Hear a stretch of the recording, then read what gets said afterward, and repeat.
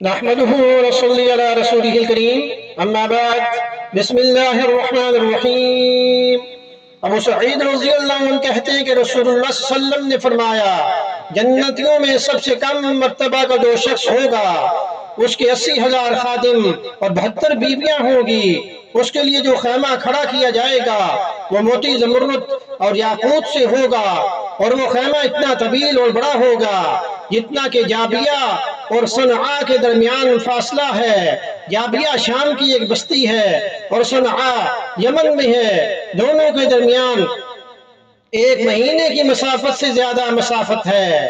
اسی اسناد سے ایک روایت میں یہ ہے کہ آپ صلی اللہ علیہ وسلم نے فرمایا کہ وہ لوگ جن کو جنت میں داخل کیا جائے گا، دنیا میں خواہ چھوٹی عمر میں وہ مریں یا بڑی عمر میں مریں، جنت کے اندر 30 سال کی عمر کے ہو کر جائیں گے اور وہ کبھی بھی اس عمر سے زیادہ کے نہیں ہوں گے۔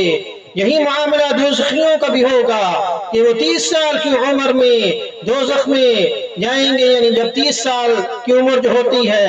اور اسی اسناد کے ساتھ ایک روایت میں یہ ہے کہ آپ صلی اللہ علیہ وسلم نے فرمایا کہ جنتیوں کے سروں پر جو تاج ہوگا اس کا سب سے معمولی موتی بھی ایسا ہوگا کہ مشرق سے مغرب تک کو روشن و منور کر دے۔ تو اللہ پاک ہمیں جنت الفردوس نصیب کریں، سنت پر عمل کرنے کی توفیق عطا فرمائیں۔ حدیث سننے کے بعد اسے آپ شیئر بھی کریں تاکہ یہ آپ کے صدقہ جاریہ بن جائے۔ وما علینا الا البلاغ المبین۔